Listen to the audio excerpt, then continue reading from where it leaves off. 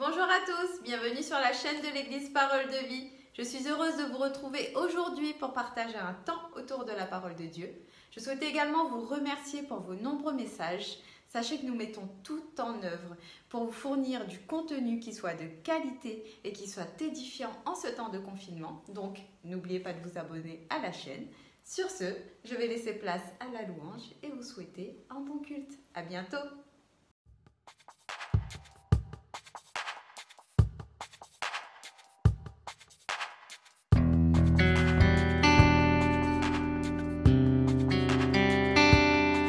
L'Éternel est mon berger, je ne manquerai de rien. Il me fait reposer dans de verts pâturages. Il me conduit près des eaux paisibles. Il restaure mon âme. Il me conduit dans les sentiers de la justice, à cause de son nom.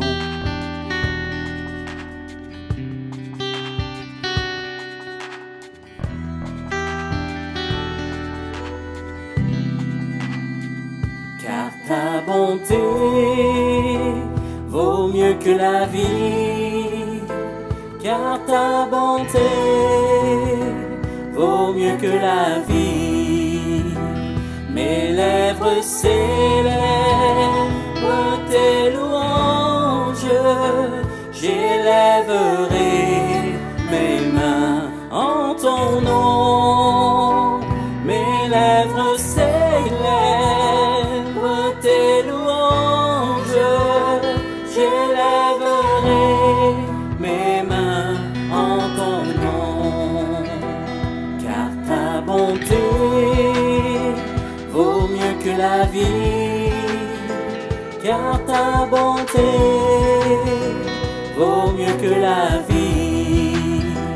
Mes lèvres célèbrent tes louanges, j'élèverai mes mains en ton nom. Mes lèvres célèbrent tes louanges, j'élèverai mes mains en ton nom.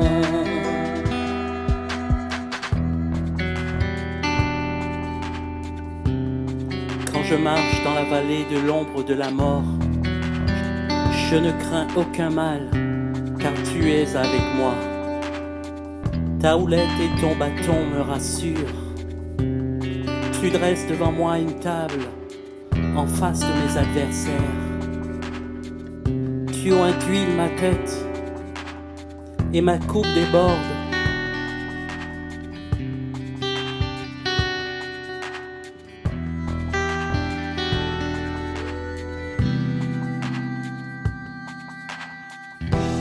Ton amour, ta puissance, ta présence dans ma vie. Ton amour, ta puissance, ta présence dans ma vie. Et je veux t'adorer de tout mon cœur. Et je veux t'adorer de toute mon âme. Et je veux t'adorer de toute ma force, car tu es mon Dieu. Tu es mon Dieu. Et je veux t'adorer de tout mon cœur. Et je veux t'adorer de toute mon âme. Et je veux t'adorer de toute ma force, car tu es mon Dieu. Tu es mon Dieu.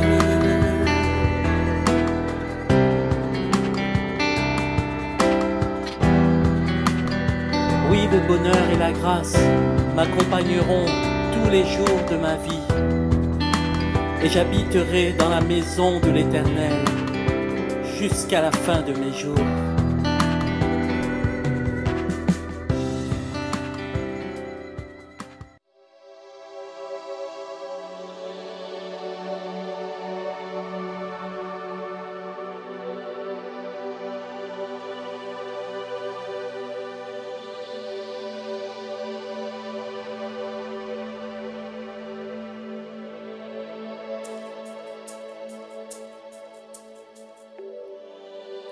couronné, rayonnant de majesté. Tout l'univers proclame ta grandeur.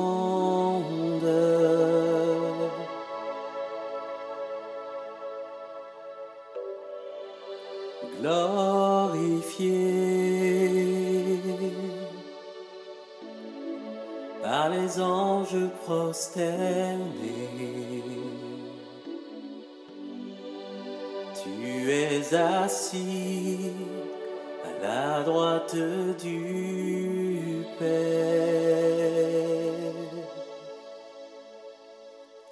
Jésus, merveilleux nom, qui est semblable à toi, ô Dieu. Jésus, ton précieux nom est digne d'hommage.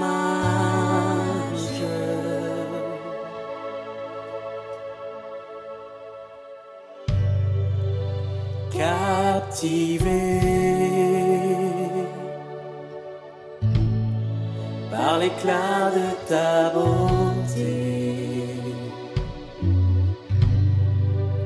nos voix s'élèvent pour te rendre gloire.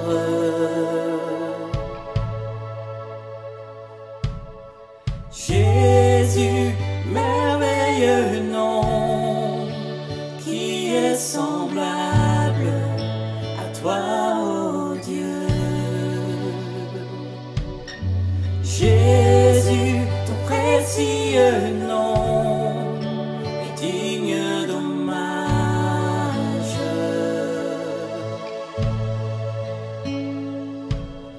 Jésus, merveilleux nom, qui est semblable à toi, ô Dieu. Jésus, ton précieux nom est digne d'hommage.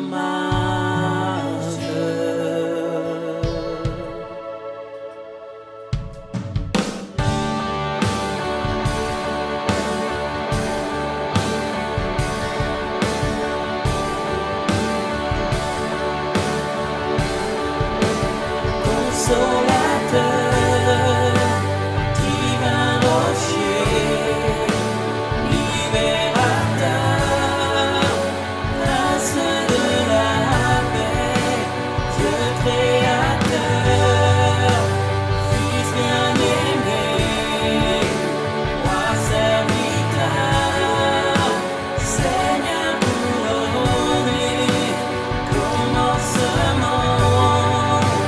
ultime fin, soleil levant, étoile du matin, Dieu tout-puissant, Dieu trois fois saint, sauveur vivant, maître souverain. Oh, oh,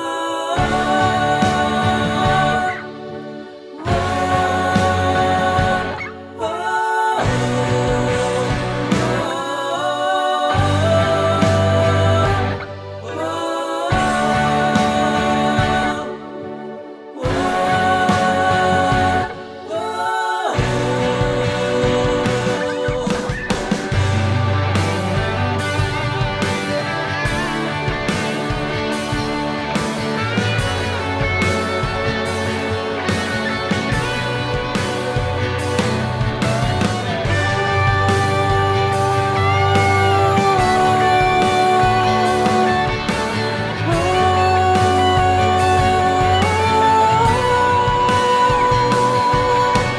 Jésus, merveilleux nom, qui est semblable à toi, ô Dieu.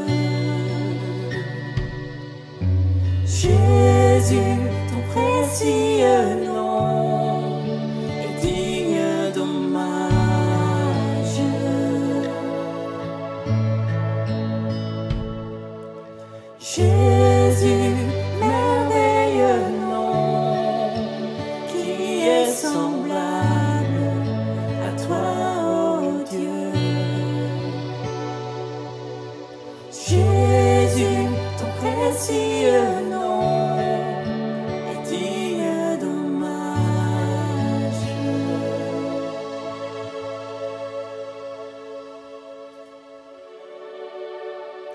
Tu es vraiment admirable, conseiller, Dieu puissant, Prince de la paix, Père éternel, et nous t'adorons.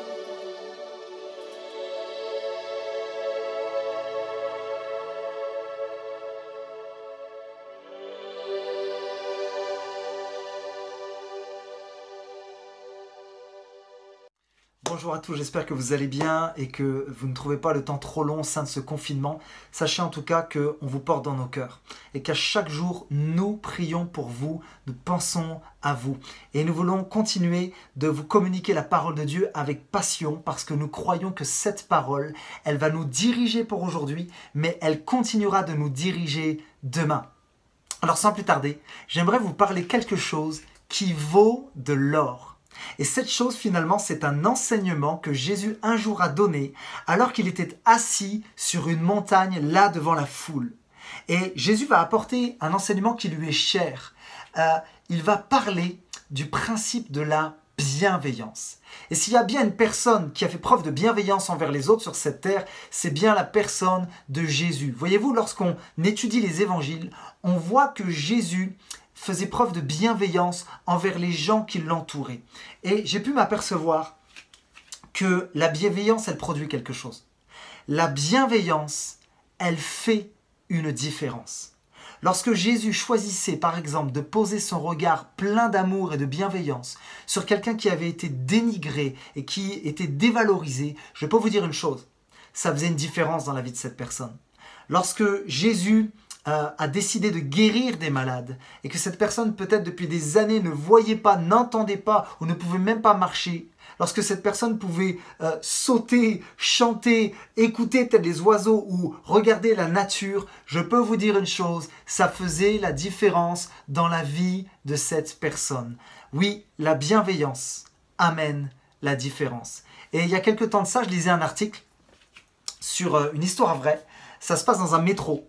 Et c'est un homme qui est super baraqué et on ne sait pas pourquoi, au bout d'un moment, il va se mettre à péter un plomb. Et les gens vont commencer à prendre peur parce qu'il va vociférer toutes sortes de choses, il va se mettre à les insulter, à les menacer et il n'y a personne qui bouge dans le métro. Et au bout d'un moment, histoire vraie, il y a un journaliste même qui a pris une photo, il y a une mamie qui se lève et qui va aller voir ce jeune homme. Et au lieu de le pointer du doigt ou de partir et de s'échapper, elle va prendre la main de ce jeune homme et elle va mettre sa main dans sa main. Et elle va le regarder avec un regard rempli d'amour, de compassion et de bienveillance. Croyez-le ou pas, cette pièce d'homme-là a tellement été bouleversée par l'attitude de cette petite mamie de 70 ans qu'il s'est mis à s'effondrer en larmes par terre. Laissez-moi vous dire, la bienveillance, elle est capable de désamorcer une bombe. Et qu'est-ce qu'il faut retirer de cette histoire? C'est que je crois qu'encore aujourd'hui, Dieu appelle son Église à faire une différence au sein de l'indifférence. Et lorsqu'on étudie le mot bienveillance dans le dictionnaire, ça dit ceci, c'est la capacité à se montrer indulgent, gentil et attentionné envers autrui d'une manière désintéressée et compréhensive. La bienveillance, c'est aussi une disposition favorable à l'égard de quelqu'un. Et vous savez, on est dans une société où tout va vite. Nous-mêmes, on est très occupés, voire même préoccupés parfois par toutes sortes de choses. Ça peut être le patron qui nous demande des choses, on a des deadlines à respecter, on a aussi parfois des pressions financières, on peut avoir aussi des pressions familiales. Et dans cette préoccupation, malheureusement parfois, on n'est plus en mesure de voir, de discerner les besoins des gens qui sont à nos côtés. Et ce que j'aime avec Jésus, c'est que lui ne se donnait pas d'excuses. Il avait un planning chargé, il avait des préoccupations, il était très très occupé. Et d'ailleurs, l'évangile de Matthieu, chapitre 4 à partir du verset 23, va nous expliquer un petit peu la journée type de Jésus. Et je peux vous dire, il avait du boulot. Voici ce que la Bible dira. Jésus faisait le tour de toute la Galilée. Jésus probablement marchait au moins 10 km par jour. Il faisait le tour de la Galilée, il enseignait dans les synagogues, proclamait la bonne nouvelle du règne des cieux et guérissait ceux qu'il rencontrait de toutes leurs maladies, de toutes leurs infirmités. Bientôt, on entendit parler de lui dans toute la Syrie. On lui amena tous ceux qui étaient atteints de diverses maladies et souffraient de divers maux. Ceux qui étaient sous l'emprise de démons, ainsi que les épileptiques et les paralysés, et il les guérit tous. C'est pas fini. Des foules nombreuses se mirent à le suivre. Et là, c'est pas 2-3 personnes. Regardez ceci. Elles étaient venues de la Galilée, de la région des 10 villes, de Jérusalem, de la Judée et du territoire transjordanien. Waouh! Imaginez tout le brouhaha de cette foule qui suivait Jésus. Et ce qui m'impressionne dans l'attitude de notre Seigneur, c'est que malgré la fatigue, la poussière, la chaleur, les gens devaient transpirer, ils devaient entendre les gens crier « Jésus, guéris-moi! Jésus, nourris-moi !» Et ça devait, en tant qu'être humain, le fatiguer. C'est pour ça d'ailleurs qu'il devait se retirer pour se mettre à l'écart, pour se reposer. Mais ce qui m'impressionne, c'est que cela n'irritait pas nécessairement Jésus. Ce qui m'impressionne chez Jésus, c'est que malgré la fatigue, malgré le brouhaha, malgré les occupations, les préoccupations, il continuait de se focaliser, malgré tout ça, sur les besoins des gens. En fait, Jésus ne se défile pas, il va affronter la réalité. Et vous savez, dans notre société, on subit, c'est vrai, des pressions, on peut être fatigué physiquement et parfois aussi moralement. Alors, la société, l'être humain, a inventé un truc, ça s'appelle le divertissement. Ce sont des distractions que l'homme a créées. Alors ça peut être des émissions de télé, ça peut être les jeux vidéo, ça peut être des films, toutes sortes de choses qui sont aussi virtuelles et qui vont nous aider parfois à nous évader, à nous échapper. Mais parfois, et c'est ça qui me fait un petit peu peur, c'est que j'ai l'impression qu'on ne fait plus la différence entre la fiction et la réalité. Et cela vient parfois déséquilibrer nos émotions.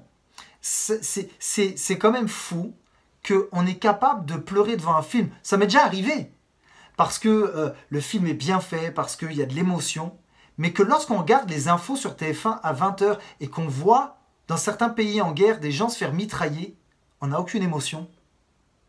Et il n'y a aucune larme qui coule.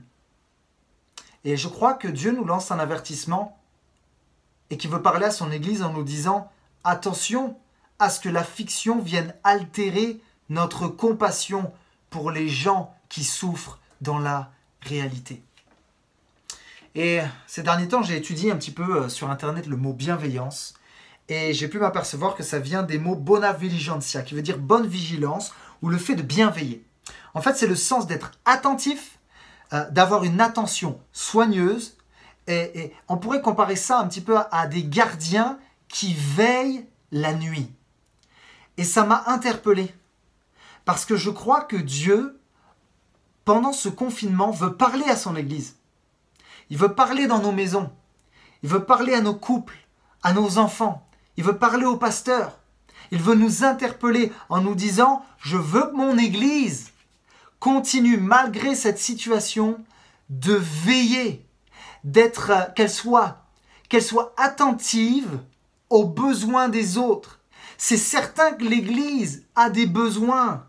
Aujourd'hui, il y a même des pasteurs qui ne peuvent plus être payés parce qu'il y a une chute au niveau des offrandes. Il y a des chrétiens également qui ont perdu leur emploi. Il y a une sorte d'insécurité. On ne sait pas un petit peu comment ça va être au niveau de l'avenir. On craint pour l'économie. Mais laissez-moi vous dire que Dieu continue d'être un refuge. Et je crois qu'il va continuer de pourvoir aux besoins de ses enfants, aux besoins de son Église. Mais ce que Dieu nous dit, c'est ne paniquez pas dans ces moments. Dans ces moments, ce n'est pas le temps de se centrer justement juste sur soi, mais c'est le temps de veiller et d'être vigilant et de regarder s'il y a des besoins autour de vous afin d'y répondre, parce que Dieu prend soin de l'Église qui prend soin des autres.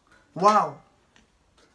Et j'ai comme eu cet avertissement, j'ai lu un livre d'un pasteur et ça m'a interpellé ce qu'il a dit dans son livre, ça s'appelle « Une église revitalisée par l'esprit ». Et il dira, il y a plusieurs saisons dans une église. Et parfois, il y a des saisons où l'église tourne plutôt bien. On a des bénévoles, on a des programmes, on a toutes sortes de réunions, de conférences. Et finalement, l'église tourne bien. Mais le danger, c'est que dans cette saison, on mette la gestion et l'organisation au-dessus de la vision et des relations. Je ne suis pas en train de dire que je ne suis pas contre l'organisation. Pour ceux qui me connaissent, j'aime bien les choses bien structurées, bien organisées. Mais je crois qu'il faut être vigilant. Parce que le but d'une église, c'est pas juste de faire tourner la boutique. Le but d'une église, c'est de communiquer le cœur de Dieu là où il nous a placés. Le but d'une église, c'est d'être un hôpital qui accueille les malades. C'est d'être un phare qui illumine ceux qui sont dans les ténèbres. Et Dieu nous dit, aujourd'hui, mon peuple, mes enfants, je veux qu'au sein de ce confinement, vous puissiez être comme ces gardes qui veillent pendant les heures de la nuit. J'aime également ce proverbe 14, 9, qui dira « Les insensés se font un jeu du péché. Mais parmi les hommes droits se trouve la bienveillance. » Ma prière, c'est que au sein de nos églises, les gens puissent dire de nous « Ces gens-là, ils sont bienveillants. » Alors on va retourner sur cette montagne où Jésus va enseigner. Et on trouve cet enseignement, cette prédication, qui est une longue prédication de Jésus, dans l'évangile de Matthieu. Matthieu 5 à 7. Et on se trouve au tout début du ministère de Jésus. Jésus a été baptisé, il a été également tenté dans le désert. Et là, il se met à enseigner sur cette montagne. Et finalement, ce sermon va faire connaître la pensée profonde de Jésus. Il va aborder plusieurs sujets tels que le bonheur, l'engagement, le comportement. Et lors de ce discours, c'est un peu comme si Jésus va présenter le programme de ceux qui veulent le suivre.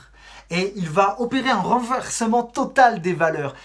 Jésus parfois nous bouscule dans nos idées, dans notre méthodologie, dans notre manière de penser et de faire. Jésus va dire « Heureux les pauvres, heureux les affligés, heureux le cœur pur ». Et à un moment donné, on arrive dans Matthieu au chapitre 7 et Jésus va parler de l'importance des relations humaines. Et là, on est dans Matthieu 7 à partir du verset 12. Et c'est de cela que j'aimerais vous parler tout de suite. Voici ce que Jésus dit. « Tout ce que vous voudriez que les hommes fassent pour vous, vous aussi, faites-le de même pour eux. Car c'est ce qu'enseignent la loi et les prophètes. » Les commentateurs ou les théologiens appellent cet enseignement la règle d'or. Et je peux le lire dans une autre version. Ça dit ceci, « Tout ce que vous seriez heureux que les autres fassent pour vous, faites-le vous-même pour eux. » Cela résume tout l'enseignement de la loi et des prophètes. Alors j'aimerais qu'on s'arrête brièvement sur cet enseignement. Et en étudiant le texte, je suis tombé sur un professeur de théologie du Nouveau Testament qui s'appelle Dominique Angers et qui a tiré des leçons de ce texte. Et il en a ressorti 3 règles qui sont très intéressantes.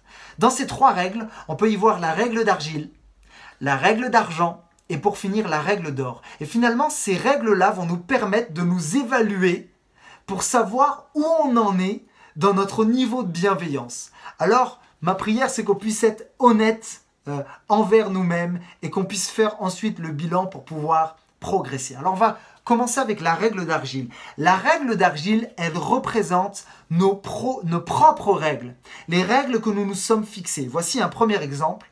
Par exemple, tout ce que vous voulez que les gens fassent pour vous et qu'ils ne font pas à votre goût, faites-en un sujet d'amertume, de colère ou de conflit.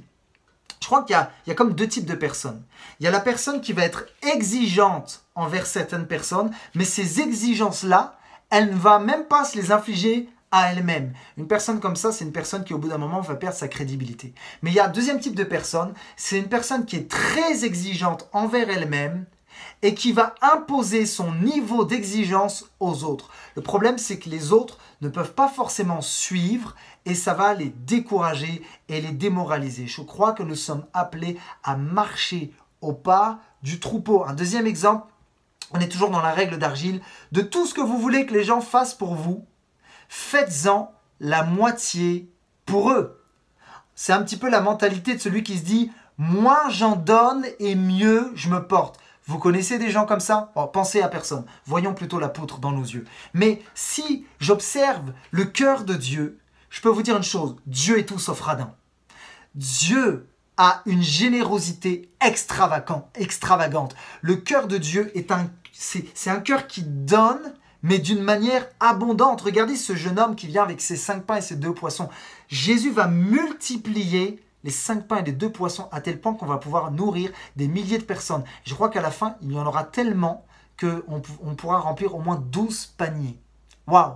Lorsque les disciples vont galérer à trouver du poisson pendant la nuit, ils se sont donnés, ils ont essayé de pêcher, puis ils étaient découragés le matin parce qu'ils n'avaient rien pêché. Jésus va avoir compassion d'eux. Il va aller avec eux sur la barque et là va se produire la pêche miraculeuse. Il y aura tellement de poissons que c'est comme si les filets, on avait l'impression qu'ils craquaient et que le bateau allait chavirer tellement le poids des poissons était là dans le filet. Voyez-vous, je crois finalement que ce que Dieu veut nous enseigner, c'est que la maturité spirituelle consiste à penser à l'autre avant de penser à nos intérêts. Alors si on veut être pratique, j'aimerais qu'on puisse retenir cette petite règle-là qui s'appelle la règle du 49-51. Vous savez, souvent quand quelqu'un nous donne quelque chose, on lui donne la même chose en retour. Si quelqu'un me donne quelque chose, ça va être un petit peu d'égal à égal. Mais on ne va pas donner plus. Je peux donner un exemple. Imaginons, vous êtes un musicien, vous avez une répétition le soir. Là, c'est vraiment un exemple de la vie au quotidien. Et là, vous êtes surchargé, vous avez votre ampli dans la main gauche, votre guitare à droite, et vous n'arrivez pas à ouvrir la porte d'entrée. Et là, il y a un ami qui vient se précipiter, vous ouvrir la porte. Ça, c'est un acte de bienveillance et vous le remerciez. Imaginons que la répétition se termine et que vous remballez vos affaires, vous partez un petit peu avant les autres pour ranger votre ampli, votre guitare dans la voiture et que là, cette personne qui vous a aidé, à son tour, elle est chargée. Alors vous vous dites, ok, elle m'a aidé tout à l'heure, je vais aussi lui ouvrir la porte. Mais au lieu de faire juste du 50-50 et lui dire, bon, si elle m'a ouvert la porte, je vais juste lui ouvrir la porte et basta. Pourquoi ne pas, en plus de lui ouvrir la porte, lui proposer de porter certaines de ses affaires? Je crois que Dieu nous appelle toujours à aller finalement au-delà de la moyenne. Je me rappelle d'un pasteur qui était âgé d'au moins 75 ans. On l'avait invité à l'époque dans notre église en région parisienne. Et c'était lui l'invité. Et on voulait le bénir et prendre soin de lui. Et j'ai halluciné parce qu'au bout d'un moment, j'avais l'impression que c'était moi l'invité. Ce pasteur portait ma guitare. Lorsque je sortais de ma voiture, il ouvrait la porte de ma voiture, j'étais limite gêné. Il allait voir les gens et il n'arrêtait pas de demander s'il pouvait prêter main forte pour les musiciens, pour ranger des chaises. J'ai juste halluciné et ce pasteur m'a donné tellement une leçon de bienveillance. Alors, voilà pour cette leçon. Je crois que dans ce temps de confinement aussi, on peut avoir des peurs pour l'avenir. Je crois que dans cette période, on peut se dire on va garder et on va amasser parce qu'il y a des temps durs qui nous attendent à l'avenir. Mais je crois que le cœur de Dieu, c'est de faire le contraire. Je suis convaincu que Dieu, en cette période de difficultés financières, il y aura d'autres crashs boursiers, d'autres crashs économiques. Mais je crois que Dieu nous dit non, justement, ne retenez pas, mais ouvrez vos mains. Parce que si vous ouvrez vos mains pour ceux qui sont dans la difficulté, moi aussi je vais ouvrir ma main pour bénir et pourvoir aux besoins de mon Église. C'est vraiment une pensée qui était forte sur mon cœur. Il y a aussi, alors on est toujours dans la règle d'argile, et un troisième exemple de la règle d'argile, ça dit ceci: tout ce que vous voulez que les gens fassent pour vous, vous aussi faites-le de même pour eux, car ensuite, ils risquent de faire la même chose pour vous. Et ça, finalement, c'est une perversion de la règle d'or. Et je crois qu'il faut qu'on use de discernement, parce qu'il y a parfois des gens qui semblent gentils avec nous. Je ne vous demande pas d'être parano, mais finalement, je me rappelle d'un collègue de travail, il m'avait donné des vêtements, il m'avait payé un restaurant. Je me suis dit, merci Seigneur, il est tellement gentil ce collègue, je vais bien m'entendre avec lui. Et je me suis aperçu qu'il y avait quelque chose derrière la tête de cette personne-là. Et qu'au bout d'un moment, il m'a demandé des choses. Et quand je ne pouvais pas répondre à cette demande, il me menaçait et il me culpabilisait en me disant « Hey, regarde tout ce que j'ai fait pour toi. Je t'ai donné des vêtements. Un jour, je t'ai invité au restaurant, je t'ai payé le restaurant. Et c'est comme ça que tu me remercies. » Et finalement, j'étais comme pieds et mains liés. J'aimerais vous appeler au discernement, à ne pas tomber sous le charme de quelqu'un trop vite, afin de ne pas être lié avec cette personne. Vous savez, quand on pense à la bienveillance aujourd'hui, certains peuvent penser aussi que faire preuve de bienveillance, c'est faire preuve finalement de faiblesse. Et il y a un article que je lisais, et l'auteur de cet article qui s'appelle Boris Amiot dira « Nous vivons dans une société où l'on nous apprend à juger, à comparer, à évaluer sans cesse et à ne jamais montrer ses faiblesses. Nous devons nous débarrasser de tous ces apprentissages pour laisser notre bienveillance se révéler. Moi, je crois que la bienveillance n'est pas une faiblesse, mais au contraire, je crois que la bienveillance, elle est une force. Pourquoi ? Parce que lorsqu'on est bienveillant, on fait premièrement du bien aux gens. Et deuxièmement, lorsqu'on use de bienveillance envers les gens, nous nous décentrons de nous-mêmes. Alors, on a parlé de la règle d'argile. Ce sont nos propres règles. Je vais parler maintenant de la règle d'argent. Qu'est-ce que la règle d'argent ? Finalement, elle n'est rien d'autre que la formulation négative de la règle d'or. En fait, c'est la version light et inférieure de la règle d'or. En gros, la règle d'argent s'énonce ainsi. Ne faites pas aux autres ce que vous-même, vous n'appréciez pas. Et je pourrais donner quelques exemples. Par exemple, vous n'avez pas envie qu'on use de violence envers vous, ne soyez pas violent tout simplement envers les autres. Ou vous voulez pas qu'on vous vole vos biens, ne volez pas les biens des autres. Et on pourrait se dire, ouais, c'est déjà pas mal cette attitude. Et on va d'ailleurs trouver cette règle d'argent chez les penseurs grecs des siècles précédant la naissance de Christ. Et les Juifs vont l'intégrer également, cette règle, à leur religion. Mais qu'est-ce qui fait défaut à la règle d'argent ? Voici ce qui fait défaut. C'est qu'il est question du mal qu'on ne devrait pas faire et non du bien qu'on devrait faire. Mais Jésus va plus loin parce que Jésus élève les standards que les hommes se mettent.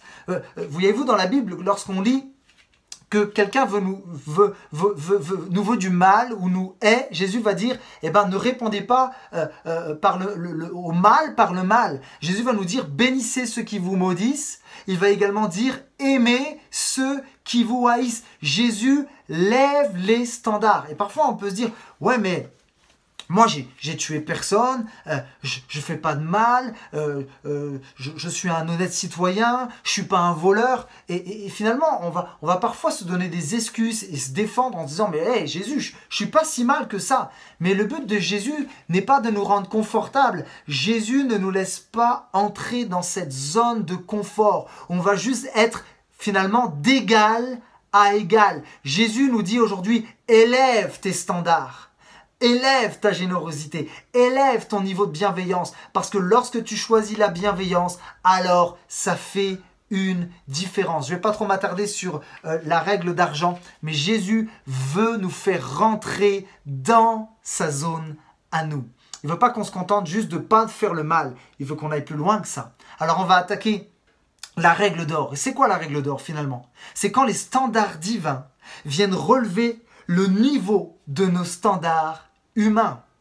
Alors on va relire Matthieu 7, 12. Voici ce que Jésus nous enseigne. Tout ce que vous voudriez que les hommes fassent pour vous, vous aussi faites-le de même pour eux, car c'est ce qu'enseignent la loi et les prophètes. J'ai été bousculé par une citation de Gandhi. Tout le monde a entendu au moins une fois parler de Gandhi dans sa vie. Et voici ce que Gandhi va dire. Bien qu'il n'était pas un enfant de Dieu, il n'était pas chrétien, mais il y a quelque chose qui a bouleversé la vie de Gandhi. Voici ce qu'il dira.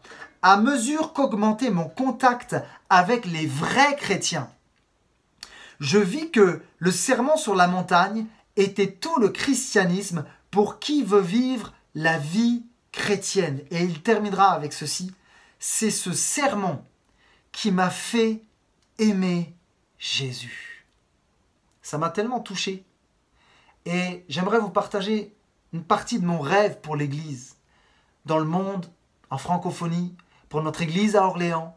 Mon rêve, c'est que les gens puissent dire ce qui m'a rapproché de Jésus, ce qui m'a fait connaître Jésus, ce sont ces chrétiens qui sont sortis pour me venir en aide, pour poser un regard, un geste ou un acte de bienveillance alors que j'étais dans la galère, alors que j'étais dans l'isolement, alors que j'étais malade. Et cette attitude est venue à tel point me bouleverser que ça m'a donné envie de connaître leur Jésus. Je me rappelle lorsqu'on habitait à Montréal et qu'on était à l'église là-bas, on faisait une semaine qui s'appelait J'aime Montréal avec notre église. C'était basé sur Jérémie 22 où dans ce texte, Dieu dit à Jérémie, cherchez le bien de votre ville. Et je crois que c'est l'appel de l'église encore aujourd'hui. Alors on allait dans des hôpitaux, dans des crèches, dans des maisons de retraite et on allait user de bienveillance envers les gens qui nous entouraient. Et à un moment donné, il y a une équipe de notre église qui a été dans un appartement d'une femme qui était seule. C'était une femme musulmane avec 3-4 enfants. Et ces jeunes-là sont venus avec des rouleaux pour faire la peinture. Ils ont tout remis nickel, l'appartement de la personne, de cette femme-là. Ils ont aussi donné des cadeaux aux enfants. Et cette femme, elle a regardé toute cette équipe arriver chez elle et juste donner de l'amour. Et à un moment donné, les larmes ont monté et ont commencé à couler même. Et cette personne disait, mais vous ne me connaissez même pas. Qu'est-ce qui vous pousse à faire cela pour moi et mes enfants? Et la réponse, c'était simple, c'était « Madame, c'est Jésus. C'est le cœur de Jésus. Et Jésus nous appelle à aimer notre prochain comme nous-mêmes. Ça, c'est le cœur de Dieu. C'est un cœur qui ne juge pas, qui ne méprise pas, qui n'est pas égoïste, mais c'est un cœur qui donne. C'est un cœur, finalement, qui a plus de bonheur à donner qu'à recevoir. Mes amis, c'est mon rêve pour l'Église.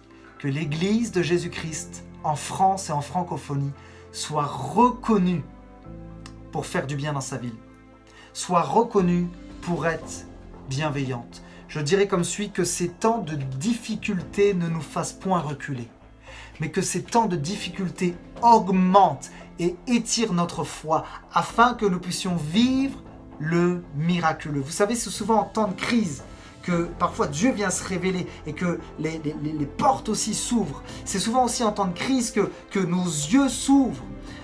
J'ai lu encore un article où il y avait eu un ouragan aux États-Unis et beaucoup de personnes avaient perdu des biens et il y a une femme qui ne connaissait même pas ses voisins et c'était la seule à qui il restait une gazinière et elle s'est mise à faire la cuisine pour ses 25 voisins. Auparavant, elle ne parlait même pas avec ses voisins, elle ne les connaissait pas et à cause de cette épreuve, il y a eu un contact, une relation, il y a eu quelque chose, un rapprochement qui s'est passé entre eux. Et la leçon de cette histoire, c'est que parfois la tragédie fait ressortir le meilleur de nous-mêmes. Mais j'aimerais vous dire ceci, c'est que parfois il y a des personnes qui vivent pas forcément des tempêtes extérieures, mais c'est la tempête à l'intérieur de leur âme, à l'intérieur de leur pensée. Et c'est à nous, les chrétiens, à l'Église de Christ, de discerner les tempêtes par lesquelles les gens passent, afin de répondre d'une manière concrète à leurs besoins. Alors, j'aimerais laisser la place sans plus tarder à un frère, à un ami qui lui a vécu une tempête dans sa vie. Et au sein de cette tempête, Dieu est venu se révéler à lui. Et il a pu goûter à la bienveillance de Dieu. Et cette bienveillance de Dieu envers lui et la bienveillance des frères et sœurs envers lui dans sa vie ne l'ont pas laissé indifférent, mais ça l'a bouleversé à tel point qu'à son tour, il est devenu un instrument puissant et un instrument de bénédiction entre les mains de Dieu pour les autres. Alors je vous laisse sans plus tarder avec nos amis Luc et Grâce de Dieu et je reviendrai avec vous pendant un court instant pour terminer en prière. Alors je vous laisse écouter ce beau témoignage. Bonjour à tous et à toutes. On est très heureux de vous retrouver ce matin. Merci à Grégory pour son message sur la bienveillance. C'était vraiment enrichissant et très nourrissant. Salut Grâce. Salut Luc. Comment tu vas? Ouais, ça va, par la grâce de Dieu. C'est pas trop dur le confinement? Ça va, je continue de bosser et puis je m'occupe quand je suis à la maison, ça va. Ouais. Alors Grâce, on connaît l'homme qui est à l'église. On te connaît, mais je sais que tout le monde ne te connaît pas. Est-ce que tu pourrais juste te présenter en 2-3 mots, s'il te plaît? Bien sûr. Alors moi, je m'appelle Grâce de Dieu, j'ai 33 ans, je suis infirmier en secteur psychiatrique et puis je fais partie de l'équipe des responsables de jeunes dans l'église Parole de Vie à Orléans. Ok. Ah, t'as un beau CV quand même, hein? C'est pas mal, hein? Ouais, vite fait. Grâce, ça fait combien de temps que tu es à l'église? Ça fait une dizaine d'années que je fréquente l'église. Ah, quand même. Et ça fait combien de temps que tu es baptisé? Ça fait depuis l'âge de 28 ans, donc 5 ans à peu près, ouais. 5 ans, ok. Ouais. Donc, si on résume bien, ça fait 10 ans que tu es à l'église et ça fait que 5 années que tu es baptisé. Oui. Je ne me trompe pas? Oui. Mais alors du coup, justement, on est sur le thème de la bienveillance, comme Greg a pu l'expliquer. On a pu aussi échanger l'un et l'autre par rapport à ce que tu as vécu par le passé. Oui. Et justement, c'est un fait qui est important de savoir que ça fait que 5 ans que tu es baptisé. Pendant tes 5 premières années, qu'est-ce qui s'est passé finalement? Qu'est-ce qui a fait que tu as basculé et que tu as voulu connaître Christ? C'est-à-dire que j'ai vécu une expérience à l'âge de 20 ans à peu près, mais je n'avais pas forcément de relation avec Christ parce qu'en réalité, ce qui m'intéressait, c'était d'accomplir des œuvres, des règles, des lois. Et donc, du coup, j'étais assez dur dans la manière dont je percevais les autres qui n'accomplissaient pas les règles.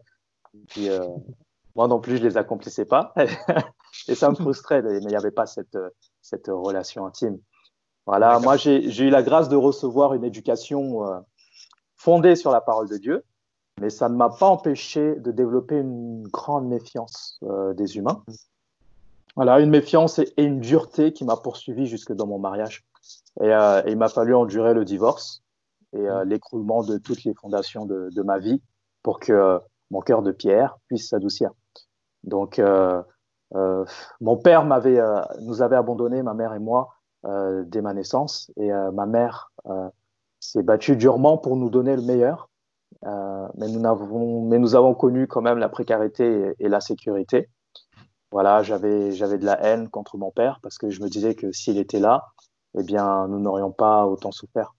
Voilà, donc à cause de l'abandon de mon père, je pensais que n'importe qui pouvait potentiellement me rejeter ou n'importe qui pouvait me détruire si je me montrais vulnérable.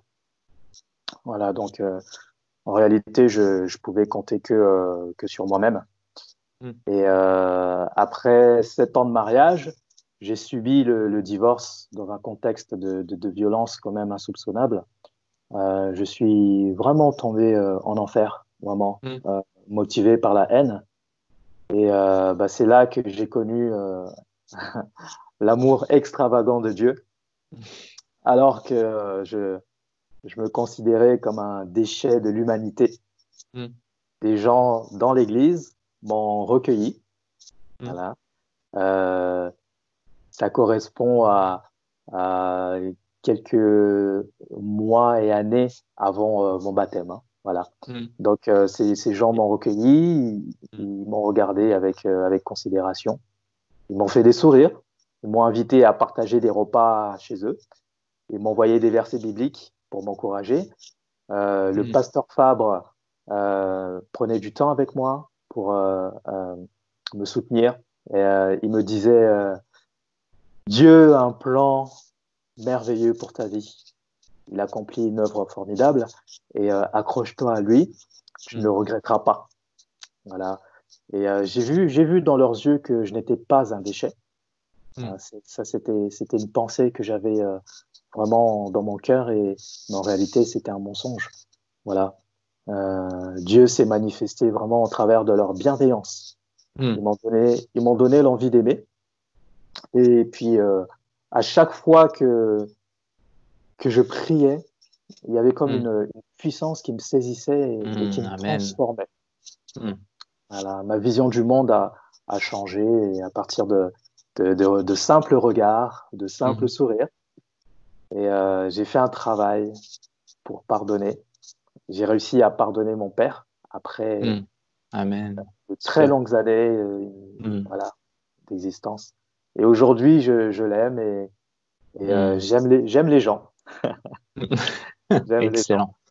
Waouh, incroyable. Tu as vraiment un témoignage incroyable. En fait, à travers ça, on peut voir vraiment que Christ peut aussi te parler à travers des gens. Et en fait, son amour, il est juste immense.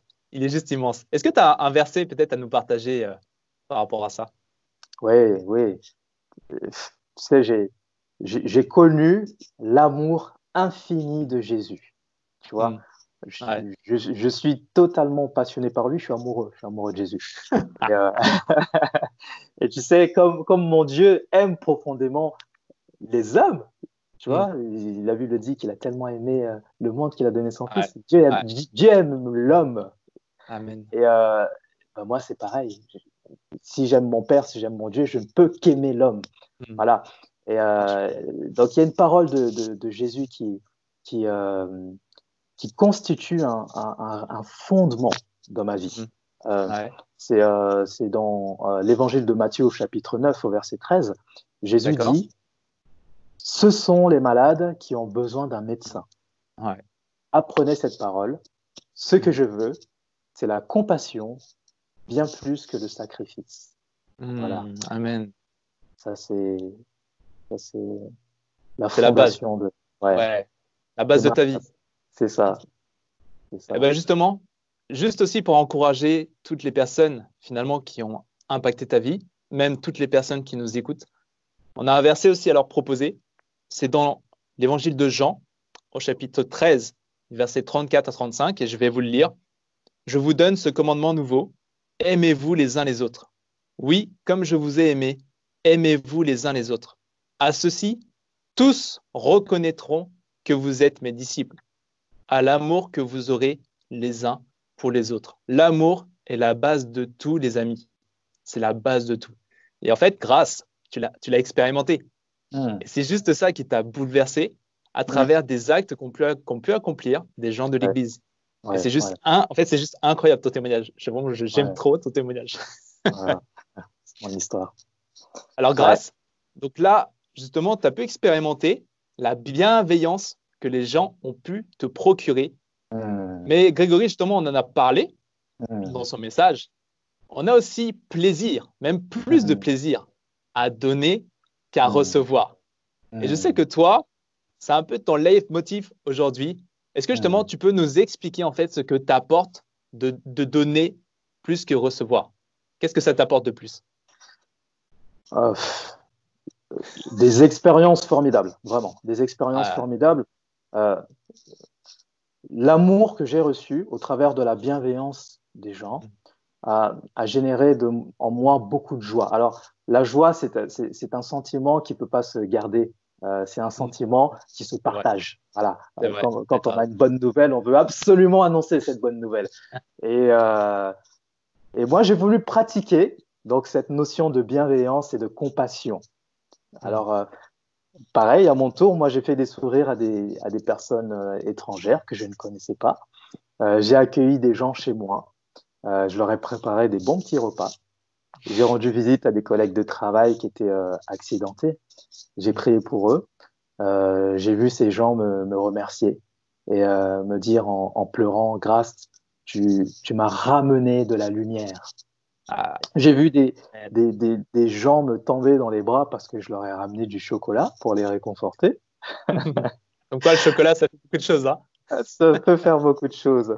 J'ai vu des gens revenir à l'église parce que j'ai simplement écouté leur tristesse et je les ai encouragés. J'ai vu des jeunes qui m'ont suivi joyeusement pour aider gratuitement dans des déménagements ou des travaux d'entretien. Voilà. On l'a expérimenté, hein? Ouais, on l'a expérimenté, tout à fait. Et puis, du coup, ma foi n'a été que fortifiée. Et mon amour pour Dieu a grandi. Et voilà, quand j'avais des épreuves, cette énergie que j'ai dépensée pour la bienveillance, cette énergie se démultipliait et se transformait en joie. La joie, c'est ce partage, mais c'est aussi une force. Et cette force-là, générée par cette joie, eh bien, ça m'a aidé à tenir bon dans les moments difficiles, dans les épreuves. Et sincèrement, Dieu a pris soin de moi dans tellement d'occasions. Je me souviens, il y a 3 ans, par exemple, j'avais des grosses difficultés financières. Pendant 3 mois, j'ai pas pu payer mon loyer.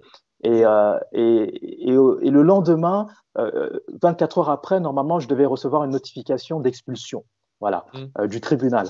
Et la veille, il y a des amis de l'église qui sont venus me voir, on passait du temps, on discutait. Et puis simplement, je leur ai parlé du fait que peut-être que j'allais partir de l'appartement. Ils m'ont demandé pourquoi et je leur ai expliqué pourquoi. Et juste avant de quitter mon appartement, après que nous ayons bien discuté et partagé un bon repas, le couple me sort un chèque et me dit Grâce, voici ce qu'il faut pour que tu puisses payer ton loyer. Donc 1500 euros. Et là, je dis, mais c'est pas possible, je le mérite pas, je le mérite pas. Mais qui mérite quoi en réalité? Non, c'était la grâce de Dieu, tout simplement.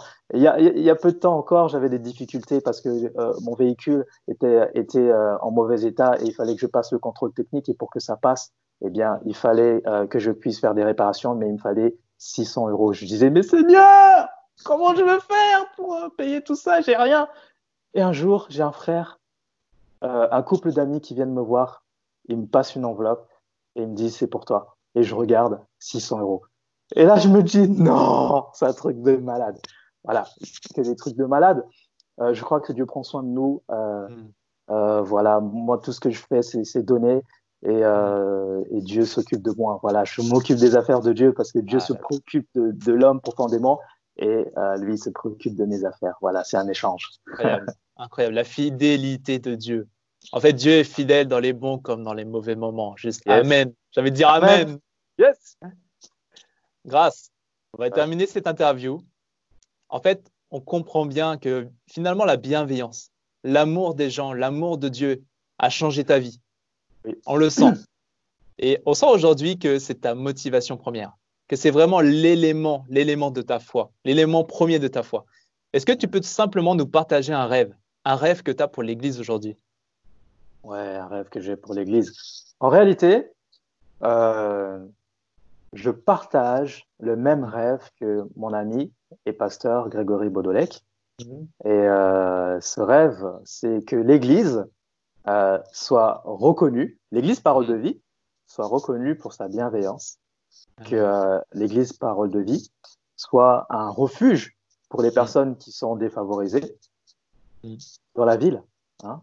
Que l'Église Parole de Vie prenne soin de ceux qui souffrent, parce que, comme je l'ai dit tout à l'heure, eh bien, ce sont les malades qui ont besoin du médecin, qui est notre Seigneur Jésus-Christ. Voilà, voilà, c'est mon rêve. Ah, c'est trop bon, c'est trop bon. Grâce, avant de nous quitter, est-ce que tu aurais peut-être une parole d'encouragement pour l'Église, pour toutes les personnes qui nous écoutent? Ah, ma parole d'encouragement, c'est celle-ci. Ne vous découragez pas à faire le bien, parce que vous récolterez du fruit au bon moment. Ouais, voilà, c'est vrai. C'est l'apôtre Paul qui le dit. Amen. Merci Grâce. Merci Grâce en tout cas pour ta disponibilité. Merci pour avoir partagé aussi une partie de ta vie, peut-être une partie qu'on ne connaissait pas, mais merci en tout cas de l'avoir fait. C'est vraiment quelque chose de bénéfique, je pense, pour toutes les personnes qui nous écoutent. Vraiment, sois béni. Prends soin de toi surtout pendant le temps de confinement. Merci. Voilà, en tout cas, merci à toutes les personnes qui nous ont écoutés. On termine ce temps d'interview. Soyez bénis et soyez encouragés par cette parole. Amen. À bientôt. Merci à Grâce de Dieu pour son témoignage tellement bouleversant. Pour ma part, ça m'a ému. Ça me montre juste que Jésus est toujours le même et qu'il a le pouvoir de changer le mal en bien. Et je peux vous témoigner que de travailler aux côtés de Grâce de Dieu, c'est juste que du bonheur, parce que Grâce, c'est quelqu'un qui se plaint pas. Il est souvent souriant, il propose généralement ses services et en plus de ça, il fait de très bons gâteaux. Alors je ferme la parenthèse, mais merci en tout cas Grâce pour ton cœur. Mais je ne pourrais pas terminer sans vous parler d'une chose. Je ne pourrais pas terminer ce message sans vous parler de la croix de Jésus-Christ. D'ailleurs, Christ est même mort sur cette croix en pratiquant la règle d'or comme personne ne l'a fait auparavant. Parce que sur cette croix, Jésus va nous sauver du jugement de Dieu. En fait, la croix, c'est la règle d'or à son meilleur. Et ce qui me touche tellement chez la personne de Christ, c'est que Jésus a renoncé à ses intérêts propres pour nous sauver. Et je crois que nous sommes appelés tout simplement à marcher dans ses pas.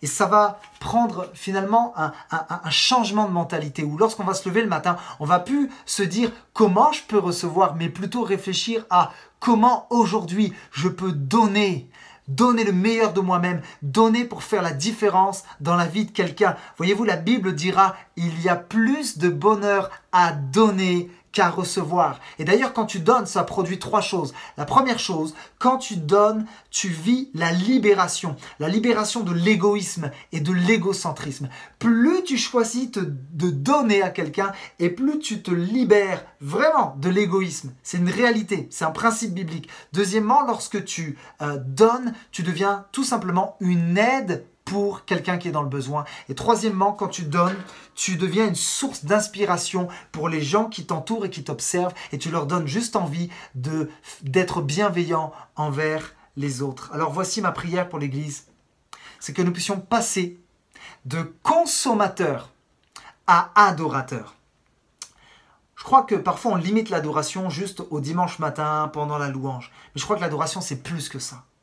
Quand tu poses ta main sur l'épaule de quelqu'un, quand tu as un regard bienveillant, une parole d'encouragement pour quelqu'un, quand tu fais preuve de générosité à quelqu'un qui est dans le besoin, toutes ces choses sont des actes d'adoration qui honorent et qui glorifient notre Dieu. Et ma prière, c'est qu'en tant qu'Église, on ne tombe pas dans une sorte de confort ou de sécurité humaine, mais que nous puissions vraiment faire de Christ notre sécurité et que l'Église de Jésus puisse chercher les besoins. Merci Seigneur pour les gens qu'on a aidés hier, mais Dieu nous appelle encore aujourd'hui à être des bénédictions pour des gens qui souffrent. Et demain aussi, Dieu nous appelle à faire preuve de bienveillance. Alors je voudrais tout simplement vous amener en prière. Jésus, merci pour ta parole. Je prie que tu nous aides vraiment à sortir de notre zone de confort. Peut-être que j'étais au niveau de la règle d'argile ou de la règle d'argent. Seigneur, peut-être c'est le temps de faire le point et d'être honnête avec moi-même. Et si, Seigneur, parfois je me suis limité à juste être dans la moyenne, je prie que tu m'aides, Seigneur, par l'assistance du Saint-Esprit à passer de mes standards humains à tes standards divins, afin juste que je sois un instrument de bénédiction entre tes mains. Jésus, nous t'aimons. Ma prière également est que nous puissions refléter ta personne, Seigneur, dans notre ville, avec nos collègues de travail, là où tu nous as placés. Seigneur, nous nous attendons à toi, Seigneur, au sein de ce confinement, dans ces temps si particuliers, tu veux parler à ton Église. Sers-toi de nous, Seigneur. Seigneur, nous croyons parfois nous sommes limités, mais notre Dieu est le Dieu illimité, Seigneur. Alors, je crois vraiment que des portes vont s'ouvrir et que tu vas tracer encore un chemin pour ton Église. À toi la gloire, l'honneur et la louange. Que le Seigneur vous bénisse. Je vous souhaite une excellente journée et n'oubliez pas, la bienveillance fait la différence. Je vous dis à très bientôt les amis.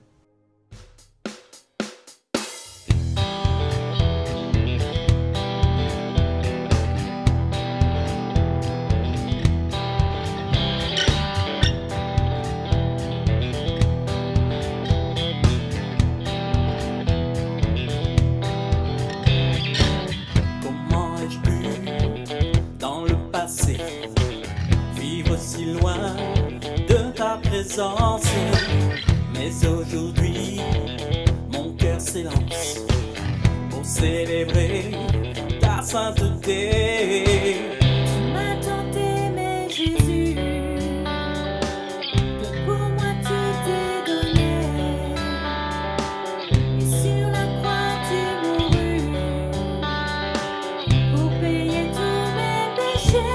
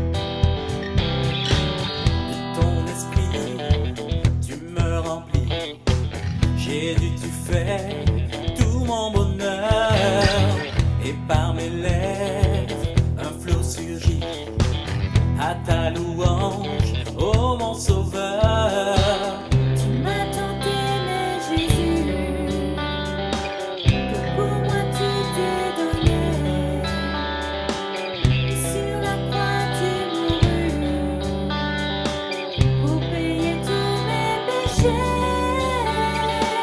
C'est ton amour qui m'a brisé. Oh, tu es mon roi et le sujet de ma joie. C'est ton amour qui m'a sauvé. Oh, tu es mon roi. Je veux te suivre pas à pas. C'est ton amour qui m'a brisé. Oh, tu es mon roi et le sujet de ma joie. C'est ton amour qui m'a sauvé. Oh, tu es mon roi. Je veux te suivre pas à pas.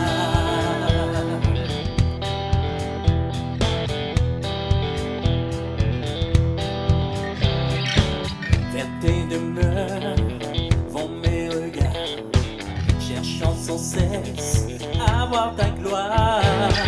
De toute ma force, de toute mon âme, je t'aime, t'adore et te proclame.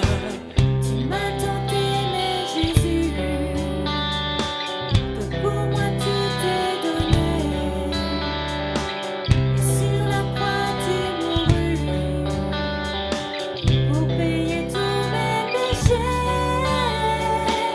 C'est ton amour qui m'a brisé. Oh, tu es mon roi et le sujet de ma joie. C'est ton amour qui m'a sauvé. Oh, tu es mon roi. Je veux te suivre pas à pas. C'est ton amour qui m'a brisé. Oh, tu es mon roi et le sujet de ma joie. C'est ton amour qui m'a sauvé. Oh, tu es mon roi. Je veux te suivre pas à pas. C'est ton amour qui m'a brisé. Oh, tu es mon roi et le sujet de ma joie. C'est ton amour qui m'a sauvé. Oh, tu es mon roi. Je veux te suivre pas à pas. C'est ton amour qui m'a brisé. Oh, tu es mon roi et le sujet de ma joie. C'est ton amour qui m'a sauvé. Oh, tu es mon roi. Je veux te suivre pas à pas.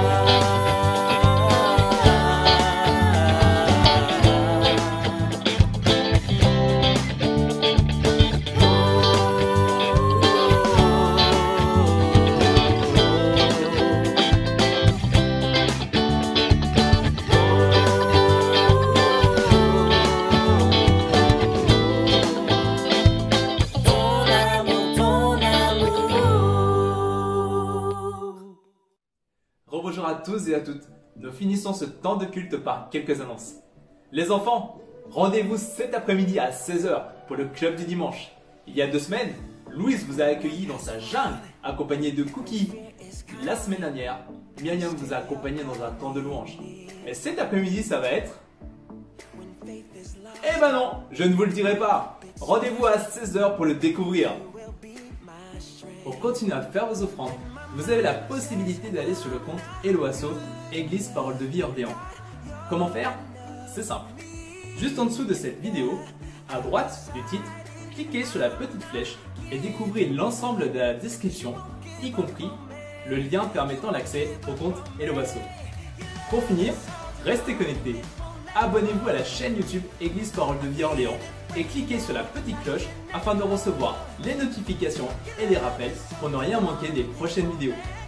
Je vous remercie de votre écoute, je vous souhaite un très beau dimanche avec vos proches et vos familles et je vous dis à la semaine prochaine.